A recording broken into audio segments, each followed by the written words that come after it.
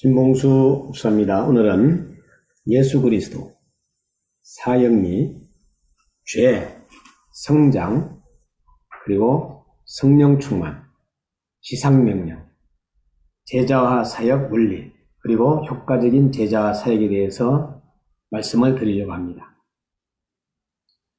먼저 예수 그리스도. 마태복음 1장 21절에 아들을 낳으리 이름을 예수라 하라. 이는 그가 자기 백성을 저희 죄에서 구원할 자이시니라 하니라. 그래서 우리가 이제 예수라는 뜻이 자기 백성을 저희 죄에서 구원할 자라 하는 것을 잊어버리면 안 됩니다. 그리고 성경에는 믿음이라는 단어가 많이 나오고 또 이제 아멘, 할렐루야라는 단어도 많이 나옵니다. 그래서 우리가 할렐루야 할 때는 여호와 하나님을 찬양하라. 아멘 할 때는 믿습니다 하는 뜻임을 기억하시기 바랍니다. 먼저 첫째 예수 그리스도입니다. 요한복음 3장 16절 말씀에 하나님이 세상을 이처럼 사랑하사 독생자를 주셨으니 이는 그를 믿는 자마다 멸망하지 않고 영생을 얻게 하여 하심이라. 믿는 자마다 죽지 않는다는 영생, 영원한 생명. 자, 오늘은 또 히브리서 13장 5절에 보니까 구원에 대한 확신입니다. 그가 친히 말씀하시기를 내가 결코 너희를 버리지 아니하 너희를 떠나지 아니하리라. 우리의 영적인 네 가지의 원리가 있는데 그 첫 번째 원리가 하나님은 당신을 사랑하시며 당신을 위한 놀라운 계획을 가지고 있다는 계획. 이 원리는 사람은 죄에 빠져 하나님으로부터 떠나 있다는 거예요. 그러므로 하나님의 사랑과 계획을 알 수 없고 또 그것을 체험할 수도 없어요. 왜? 떠나 있기 때문에. 3 원리는 예수 그리스도만이 사람의 죄를 해결할 수 있다. 하나님의 유일한 길이다. 당신은 그를 통하여 당신에 대한 하나님의 사랑과 계획을 알게 되고 또 그것을 체험하게 된다. 예수 그리스도만이 사람의 죄를 해결하게 됩니다. 저는 신봉수 목사는 왜 예수님을 믿습니까? 하면은 저는 구원받은 자로서 죄 문제 해결하지 못합니다. 죽음의 문제를 해결하지 못합니다. 슬픔의 문제도 해결하지 못합니다. 질병의 문제 해결하지 못합니다. 한계의 문제도 있습니다. 이거 다 해결하지 못합니다. 그래서 예수님을 믿습니다. 라고 가끔 얘기합니다. 제4원리의 영적인 우리 각 사람은 예수 그리스도를 나의 구주, 나의 하나님으로 영접해야 합니다. 그러면 우리 각 사람에 대한 하나님의 사랑과 계획을 알게 되고 또 그것을 체험하게 됩니다. 이제 그러므로 인해서 새 생활이 시작이 되는 거예요. 당신은 예수 그리스도를 마음 중심에 영접하였고 그분과 개인적인 관계를 맺게 돼요. 당신은 그리스도인의 가정에서 태어났기 때문에가 아니라 또한 선한 생활을 함으로써가 아니라 그리스도인이 된 것이 아니라 그런 것 때문에 그리스도인이란 하나님과 하나 된 자, 곧 그 안에 예수님이 함께하는 사람을 뜻합니다. 성경은 그리스도가 당신 안에 들어오실 때 많은 일들이 이루어지고 안다는 것. 그리고 우리의 마음속에 예수 그리스도가 들어왔을 때 모든 일들이 잘 이루어진다는 것. 히브리서 13장 5절에 그가 친히 말씀하시기를 내가 결코 너희를 버리지 아니하고 너희를 떠나지 아니하리라. 생명은 어디 있습니까? 새로운 생명은 요한 1서 5장 11절에 또 증거는 이것이니 하나님 우리에게 영생을 주신 것과 이 생명이 그의 아들 안에 있는 것이라. 그의 아들 안에 있다라고. 하나님의 아들의 이름을 믿는 자는 무엇을 소유하게 되느냐? 요한 1서 5장 13절에 내가 하나님의 아들의 이름을 믿는 너희에게 이것을 쓰는 것은 너희로 하여금 너에게 영생을 있음을 알게 하려 합니다. 그런데 누구든지 그리스도 안에 있으면 새로운 피조물이라. 이전 것은 지나갔으되 보라 새 것이 되었다. 고린도후서 5장 17절에 말씀해 주고 있습니다. 무엇이 당신을 그리스도에게서 떼어놓을 수 있습니까? 로마서 8장 38절 39절에는 내가 확신하노니 사망이나 생명이나 천사들이나 권세자들이나 현재일이나 장래일이나 능력이나 높임이나 기품이나 다른 아무 피조물이라도 우리를 우리 주 예수 그리스도 안에 있는 하나님의 사랑에서 끊을 수 없다. 끊을 수 없다. 누가 그리스도에게서 당신을 빼앗아갈 수 있습니까? 요한복음 10장 27절 29절에 내 양은 내 음성을 들으며 나는 그들을 알며 그들은 나를 따르리니 내가 그들의 영생을 주노니 영원히 멸망하지 아니할 것이요 또 그들을 내 손에서 빼앗을 자가 없느냐. 그들을 주신 내 아버지는 만물보다 크심에 아무도 아버지의 손에서 빼앗을 수 없다 라고 말씀해 주고 있습니다. 예수 그리스도를 통하여 새로운 관계와 영원한 생명 그리고 그분과 동행하는 새로운 삶이 시작되는 겁니다. 지금 바로 하나님께서 행하신 일에 감사하는 기도 또 이제 감사하는 은혜를 잘 체험할 수 있는 저와 여러분이 됐으면 좋겠습니다. 두 번째는 사형리.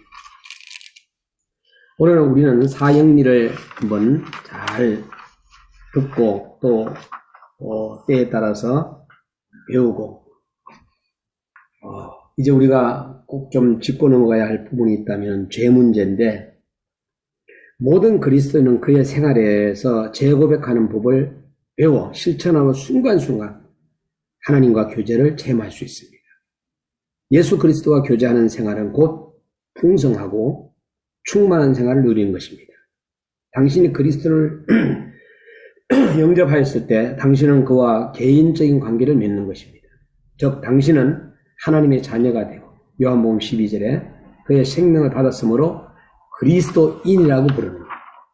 많은 그리스도인이 가지는 공통적인 의혹은 내가 죄를 범하거나 하나님이 기뻐하시지 않는 일을 할 때 나는 어떻게 되는 건가? 예수께서 나의 삶에서 떠나실까? 등입니다. 이에 대한 해결책은 하나님과의 관계와 교제 사이의 차이점을 구분함으로써 뚜렷하게 나타납니다. 여러분, 관계, 교제. 하나님과 우리와의 관계와 교제 사이의 차이점은 우리 가정에서 부자 관계를 들어 설명할 수 있습니다. 한 가정에서 아기가 태어났다고 합시다. 그 아기는 아버지의 아들입니다. 왜냐하면 그 아기 안에는 아버지의 생명이 있기 때문이죠. 그는 이제 자기 아버지의 성을 가지게 되고, 그런데 이 아들이 자라서 집을 떠나기를 작정하고 그 아버지를 노엽게 할 많은 일을 행했다고 가정해 봅시다. 그는 여전히 그 아버지의 아들일까요? 부자 관계는 영원 불변합니다. 이들의 행위가 어떻든지 간에 이 부자 관계는 지속됩니다. 이것이 바로 관계입니다. 관계. 교제. 그러나 그들 부자 사이의 교제는 어떻게 되었을까요? 이들의 행위 때문에 부자 사이의 교제는 중단되고 맙니다. 이 아들이 아버지와의 교제를 회복하기 위해서는 무엇을 해야만 할까요? 그는 아버지께 나아가서 그의 잘못을 시인하고 용서를 구해야만 할 것입니다. 이 이해를 우리와 하나님과의 관계를 적용해 봅시다. 우리 아버지이신 하나님과 우리와의 관계는 영원 불변합니다. 우리는 그의 자녀들입니다. 이 관계는 결코 변치 않습니다. 그러나 우리가 죄를 범하거나 하나님이 기뻐하시지 않는 일들을 행할 때 하나님과의 교제를 중단되고 맙니다. 그리고 하나님과의 교제를 다시 회복하기 위해서는 우리의 잘못을 시인하고 그의 용서하심을 받아들여야만 합니다. 이 땅에서는 세 종류의 사람의 차이가 있는데 하나님과 우리와의 관계와 교제 사이의 차이점은 다음 세 가지의 형태를 통해서 볼 수 있는 첫 번째는 육에 속한 사람은 하나님의 성령의 일들을 받지 아니하나니 그랬어요. 이는 그것들이 그에게는 어리석게 보이며 또 그는 그것들을 알 수도 없나니 그러한 일을 영적으로 분별되기 때문이다. 육에 속한 사람, 자연인을 말하는 것. 하나님과의 관계를 맺고 있지 않습니다. 자연인. 육에 속한 사람은 하나님과의 교제를 가지고 있습니까? 예. 그러니까 자연인이라는 게 있어요. 두 번째 사람은 고린도전서 2장 15절에 예수님 중심의 사람은 어떤 사람이 묘사하고 있느냐? 이 사람을 갖다가 성령, 신령한 성령의 사람이라고 해요. 그래서 하나님과 관계를 맺고 있습니다. 신령한 사람, 성령의 사람, 하나님과의 교제를 가지고 있습니다. 세 번째 사람은 고린도 전서 3장 1절에 형제들아 내가 신령한 자들을 대함과 같이 너에게 말할 수 없어서 육신에 속한 자 곧 그리스도 안에서 어린 아이들의 대함과 같이 하느라. 육신에 속한 그리스도인, 세상적인 그리스도인, 하나님과의 관계를 맺고 있습니까? 그렇지 않죠? 예. 세상적인 그리스도인의 해결책. 바로 세상적인 그리스도인, 육신에 속한 그리스도인에게 새로운 길이 있습니다. 세상적인 그리스도인은 그의 죄를 고백함으로 하나님과 교제를 회복할 수 있습니다. 고백에는 동의, 감사, 회개의 세 가지 요소를 포함하고 있습니다. 그리스도인이 죄에 범하거나 자기의 마음의 중심을 다시 차지하게 되었을 때 즉시 자기 죄를 고백하면 하나님께서 곧 교제를 회복해 주신다는 사실을 이해하는 것이 필요합니다. 요한 1서 1장 9절에 만일 우리가 우리 죄를 자백하면 그는 미쁘시고 의로우사 우리 죄를 사하시며 우리를 모든 불의에서 깨끗하게 하실 것이라고 그랬어요. 많은 그리스도인들이 세상에 선한 영향력을 끼치지 못하는 것은 예수님의 가르침이 잘못되어서가 아니라 성경의 교훈이 부족해서도 아닙니다. 다만 그리스도인들이 예수님의 교훈과 성경의 가르침에 불순종함으로써 세상에서 빛과 소금의 직분을 잘 감당하지 못하기 때문입니다. 지금 당신의 생활에서 불순종의 모습을 인하여 하나님과 교제가 끊어지지는 않았습니까?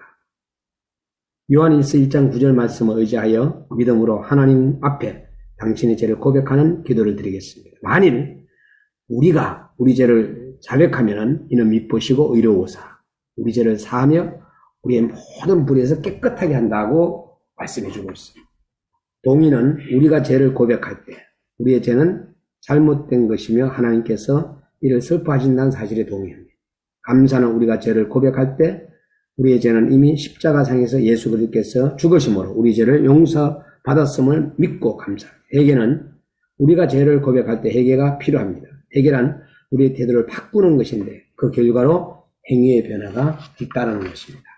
자, 이렇게 죄 문제까지 우리가 한번 생각해 봤고요. 이제 성장입니다. 성장.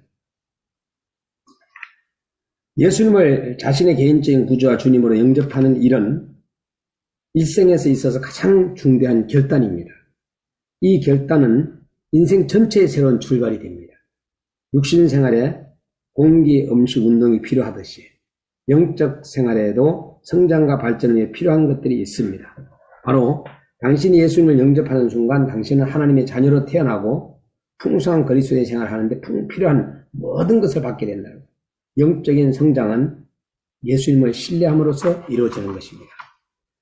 갈라디아서 3장 11절에 의인은 믿음으로 살리라 하신 것처럼 믿음으로 사는 생활이란 당신의 생활의 지극히 작은 일까지도 하나님을 신뢰하고 맡기게 되는 것입니다.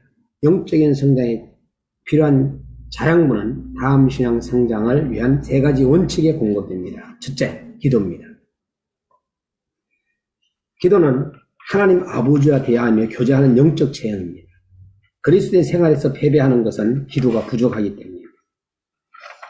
셋째는 성경 공부입니다. 음식은 육체의 생명에 필요합니다. 음식을 먹지 못하면 우리는 허약해지고 마침내는 병들게 됩니다.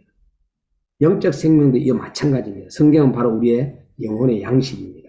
모든 성경은 하나님의 감동으로 된 것으로 교훈과 책망과 바르게 함과 의로 교육하기에 유익하니 이는 하나님의 사람으로 온전하게 하며 모든 선한 일을 행한 능력을 갖추게 하려 함이니라 그랬습니다. 그리고 세 번째는 순종입니다. 그리스도인의 생활에서 계속적인 성장의 비결은 하나님의 뜻에 순종하는 것입니다. 우리의 생활에 적용하지 않고 단순히 기도와 성경 공부의 중요성을 아는 것으로만 아무런 가치가 없습니다. 그래서 야고보서 1장 22절에 너희는 말씀을 행하는 자가 되고 듣기만 하여 자신을 속이는 자가 되지 말라. 그리고 요한복음 14장 21절에 나의 계명을 지키는 자라야 나를 사랑하는 자니 나를 사랑하는 자는 내 아버지께서 사랑을 받을 것이요 나도 그를 사랑하여 그에게 나를 나타내리라 그랬어요. 빌립보서 2장 13절에도 너희 안에서 행하시는 이는 하나님이시니 자기의 기쁘신 뜻을 위하여 너희로 소원을 두고 행하게 하시나니 그랬어요. 우리는 영적 성장이 필요한 세 가지 요소가 무엇인지 살펴보았습니다. 오늘 공부한 말씀을 생각하며 구체적으로 날마다 순종할 수 있도록 기도와 성경 공부 시간을 정해놔야 됩니다. 내가 아버지의 계명을 지켜 그의 사랑 안에서 거하는 것 같이 너희도 내 계명을 지키면 내 사랑 안에서 거하리라. 그리고 이제 다섯 번째는 성령 충만입니다. 예수 그리스도는 모든 그리스도인에게 풍성한 삶을 약속하셨습니다. 불행히도 많은 그리스도인들이 그 풍성한 삶을 누리지 못하고 있다는 초대교회 그리스도인들과 오늘날의 그리스도인 사이에는 그 생활면에서 커다란 차이가 있습니다. 그들은 성령 충만의 실제를 알고 있습니다. 오늘날 우리는 인류 역사상 가장 절망적이면서 또한 가장 큰 도전의 시대에 살고 있습니다. 그리스도의 말씀을 전하기에 이보다 더 이상적인 기회는 일찍이 없었습니다. 그러나 이렇게 엄청난 문제와 더불어 이런 좋은 기회 대부분의 그리스도인들은 문제 해결의 한 부분이 되기보다는 오히려 점점 더 많은 문제들의 원인이 되고 있습니다. 성경은 세 종류의 사람에 관해 말하고 있습니다. 이 세상에서 세 종류의 사람이 있다는 것을 깨닫게 될 때 우리는 왜 많은 그리스도인들이 문제 해결을 주기는커녕 문제거리가 되고 있는가를 잘 알 수 있습니다. 자연인입니다. 첫 번째는 육에 속한 사람. 그의 생애에 그리스도를 영접한 사실이 없습니다. 그는 모든 것을 자기 자신의 힘과 노력에만 의존합니다. 그는 죄 때문에 영적으로 하나님과 분리되었습니다. 두 번째 사람은 성령의 사람입니다. 신령한 사람. 성령의 지배를 받으며 성령의 능력으로 충만한 사람. 그는 하나님의 무한한 사랑과 능력을 계속해서 공급받습니다. 그리스도께서 그 안에서 그를 통하여 사시기 때문에 그의 성품에 성령의 열매가 나타나고 다른 사람에게도 가서 그리스도를 전함으로 하나님을 영화롭게 합니다. 세 번째 사람은 세상적인 그리스도인, 육신에 속한 사람. 자기 힘으로 살아가려는 그리스도인입니다. 그는 그리스도를 영접하기는 하였으나 패배하고 결실이 없는 삶을 삽니다. 그는 성령의 인도를 받지 않습니다. 그는 많은 좌절감을 맛보아 살아갑니다. 유감스럽게도 그는 때때로 자신이 세상적인 그리스도인의 범죄에 들어있다는 사실조차도 잘 모르고 있습니다. 그는 죄의 노예가 되어 있습니다. 성령 충만하다는 것은 무엇을 의미하는가? 성령 충만은 성령의 인도함을 받고 능력을 받는 것을 의미합니다. 충만이란 말은 지배를 받는다는 뜻으로 우리 안에서 사시는 성령의 능력을 통하여 그리스도께서 우리를 지배하시는 것을 의미합니다. 성령 충만에는 의지적 행동이 포함되어 있습니다. 성령 충만은 하나님을 의지함으로써 다음 네 가지를 가능하게 합니다. 성령은 우리가 거룩한 삶을 살 수 있게 해줍니다. 성령은 영적 열매를 맺게 합니다. 성령은 하나님의 말씀을 이해하고 적용하게 합니다. 성령은 우리가 일상의 문제들을 극복하고 성공적인 삶을 살게 해줍니다. 성령 충만을 어떻게 받을 수 있을까요? 믿음으로 성령 충만을 받습니다. 갈라디아 3장 14절에 이는 그리스도 예수 안에서 아브라함의 복이 이방인에게 미치게 하고 또 우리로 하여금 믿음으로 말미암아 성령의 약속을 받게 하려 함이니라. 하나님의 명령은 에베소서 5장 18절에 술 취하지 말라 이는 방탕한 것이니 오직 성령 충만함을 받아라 라고 말씀해 주고 있습니다. 하나님은 또 약속하십니다. 요한일서 5장 14절 15절에 그를 향하여 우리의 가진 바 담대함이 이것이니 그의 뜻대로 무엇을 구하면 들으심이라. 우리가 무엇이든지 구하는 바를 들으신 줄을 안즉 우리가 그에게 구한 그것을 얻은 줄로 또한 아느니라 그랬습니다. 감정에 의지하지 마십시오. 그리스도의 성령 충만의 근거는 사실이지 하나님의 약속 말씀에 대한 신뢰입니다.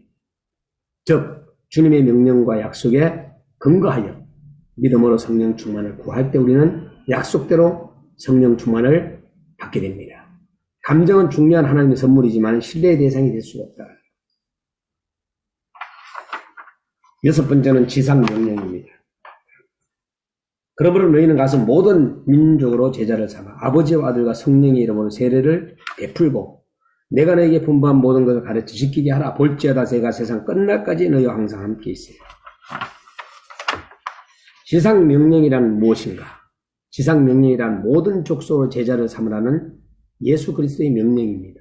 그것은 모든 나라에 제자들을 만들어 그들의 나라에 복음을 확산시키고 또 그들의 제자들이 세대를 거쳐 같은 일을 할 수 있도록 훈련시키는 것을 의미합니다. 주님의 명령은 정확한 하나님의 말씀을 기도하는 마음으로 모든 사람들에게 전하라는 것입니다. 지상 명령을 주신 분은 예수 그리스도입니다. 지상 명령은 예수님의 제자들과 오는 모든 세대 그리스도인들에게 주어진 것입니다. 지상 명령 성취의 주체는 성부, 성자, 성령 하나님이십니다. 지상 명령은 어떻게 성취될 수 있는가? 사람들을 전도해서 말씀으로 육성하고 훈련시켜 그들이 또 다른 사람에게 제자로 삼기 위하여 파송하는 것입니다. 초대교회가 하나님께서 주신 복음을 쉽게 배워 다른 사람에게 쉽게 전수함으로써 불과 1세기 만에 소아시아와 유럽에까지 복음을 전할 수 있다는 사실은 그것이 오늘날도 가능하다는 사실을 보여줍니다. 영적 성법 범식은 당신이 직접 다른 사람을 그리스도에 인도하는 것을 영적 가법 범식이라고 합니다. 당신이 새로운 그리스도인을 잘 훈련시켜 제자로 만들고 그로 인하여 또 다른 제자를 만들도록 하는 것이 영적 선법 범식입니다. 바울, 디모데, 충성스러운 사람들, 다른 사람들. 우리는 육성받은 자들로 하여금 영적 선법 범식을 통해 지상명령을 성취하도록 돕게 하는 데 있습니다. 그러므로 우리는 지상명령 성취에 돕기 위한 헌신의 결단이 필요하죠. 지상명령 성취가 하나님의 최우선이라면 그것은 마땅히 우리의 최우선이 되어야 하고 우리는 지상명령 성취를 돕는 일에 온전히 헌신해야 합니다. 예수님의 제자들과 초대교회 그리스도인들 속에서 온전한 헌신의 특징이 나타나 있고 하나님께서 수세기에 걸쳐 바울을 비롯한 수많은 그리스도인들을 쓰셨던 것처럼 지금도 그의 위대한 왕국의 역사에 헌신한 사람들도 찾고 계시다. 당신과 나는 인류의 역사상 가장 중요한 운동, 즉 이 세대 안에서 우리 주님의 지상명령 성취를 돕는 운동에 참여할 수 있는 특권을 가지고 있습니다. 우리는 이 세대에 주어진 지상명령 성취를 돕기 위해 최일선에 나선 헌신자들이 들고 또 헌신자들로서 기도해야 합니다. 당신은 이 부르심에 어떻게 응답하겠는가? 바로 지금 이 자리에 이 부르심을 응답하기를 바랍니다. 7번째는 제자 사역이고 그리고 8번째는 효과적인 제자 사역입니다. 디모데후서 2장 2절에 또 내가 많은 정인 앞에서 내게 들은 바를 충성된 사람에게 부탁하여 그들이 또 다른 사람에게 가르칠 수 있는 제자와 사역. 우리 모두가 정말로 예수 그리스도 안에서 일어나기를 바라고 기도하겠습니다. 우리에게 가장 귀중한 것은 생명입니다. 육신이 필요할 때는 물, 공기, 음식, 운동이 필요하듯이 영적인 것은 찬양, 기도, 말씀, 전도. 영적으로 우리가 무장해서 살아계신 하나님께 영광 돌릴 수 있는 저와 여러분이 되십시다. 감사합니다. 신봉수